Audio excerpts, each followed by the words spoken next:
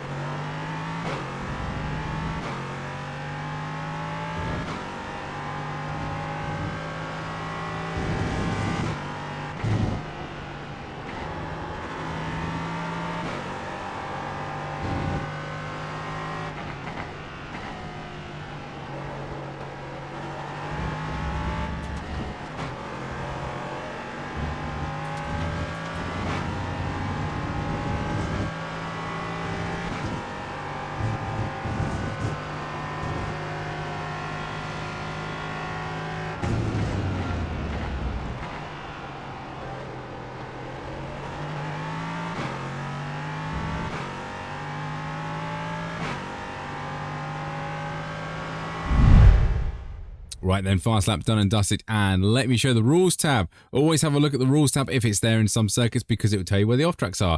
If you know where the off tracks and or slowdowns, I should add, you can know exactly where your track limits are, so you can really maximize the track to get the most out of your lap time. So it's always worth having a read. Info tab for you, we are using the iRacing fixed setup, track temp of 81 Fahrenheit and a moderate usage of 44% is what I always use for these track guides. Now, the lap I'm going to show you is down here, lap 25. The reason being, it's a 135.120. Now, my fastest is a 118. And then I did a 119 somewhere, and then I've done a 197 here, and then I've done a 120. So if I get the lap right, I can get into the low 35s. Now, my optimal is in the 34s, a 134.478. Now, that is a huge difference between those lap times. So that tells me I'm not driving this thing at full potential. So bear that in mind as you're going around with me.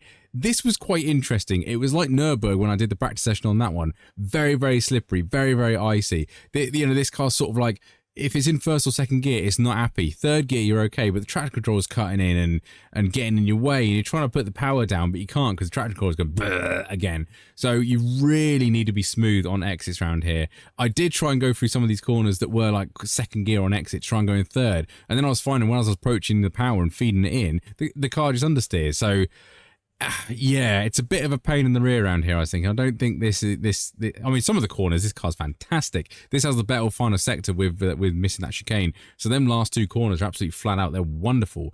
But yeah, slightly interesting. Plenty of spins I'm foreseeing around here, which is unusual because I didn't think there would be around here. I thought it'd be quite nice. But hey-ho, we'd lost over it.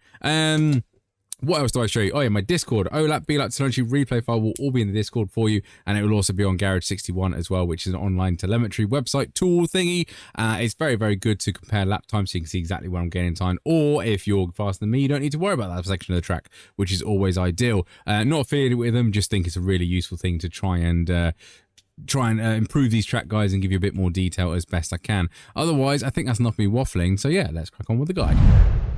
Right then, Jerez. This again was like last week, quite slippery, so be cautious around here on the slower corners. Might just be an LMP3 thing with a fixed setup. Anyway, we're braking nice and early at the start of the curbing here. Get fully on the curbing. Don't worry about an off track too much on there as long as you keep a tire on there. Nice and early turn in. Cut the apex just slightly and feed in that power nice and easily in second gear, because you will get loads of wheel spin and traction control nipping in. Before the bridge, you want to start braking before the second turn here. Be careful, it's downhill, so you will lock a brake. First gear around here, nice and easy. Want to keep going around this corner as much as we can, because if I got on throttle too early, I would push wide. So try and get on a late throttle with a straighter exit, if that makes sense. Come around here, the double left-handers now are absolutely flat out, so don't even worry about them. And we're preparing for the very fast and awkward turn 5. So braking just before that that marshal post just there, a couple of car lengths before. Nice and easy, third gear around here, nice wide entry, and then let the car drift in ever so slowly to a late apex. Right about just there we go over crest, then plant the power, and you should be absolutely golden.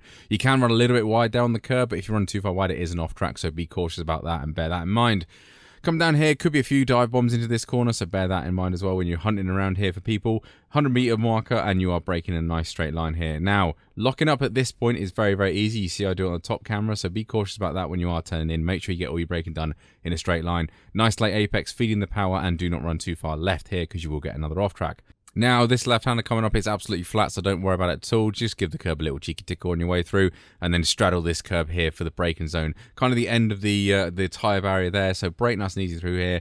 Gear shift into third. There we go. Knew it was quite late. Try and get to the blue inner curb as best you can. He's had a little bit of a twitch on the way in, but be careful about getting on throttle too early because you've rule one wide, and that's a real pain in the rear as well. Bring the car over to the left-hand side, and as you meet this curb here, brake nice and gently and nice and early.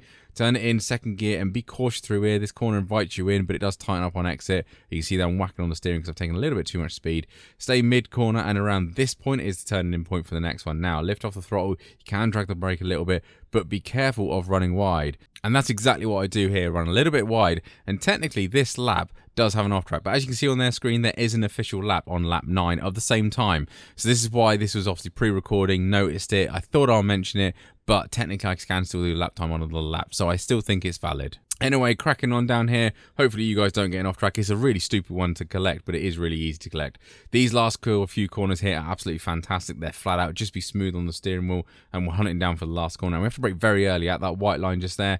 Brake nice and heavy. It's slightly downhill, so be careful about locking the brakes, particularly when you start putting rotation in. You can see there another slight lock. First gear, get easy on the throttle, gently, gently, gently. Nice late apex, and again, be careful about running wide. You see there a little bit of traction control, a little bit of counter steering going in, but get a good exit there. You should be absolutely golden. Otherwise, lap done and dusted. We cross the line. It's quite late, actually. It's under the bridge there. So that is a 1:35.120. And as mentioned, I did do the same lap time on lap 1. So I'm pretty sure I can do this lap time again without getting the off track, considering I did it without getting off track. But annoyingly, it wasn't the lap that I recorded. So frustrating. But yeah, I'm pretty sure we will be getting into the 34s. And I'm pretty sure the open setup will probably be in the 33s, if I'm brutally honest. Maybe see some 32s, which is absolutely insane for me. But otherwise, if you did like this video and it did help me out finding some extra speed around here, don't forget to like and subscribe. And I'll catch you on the next one.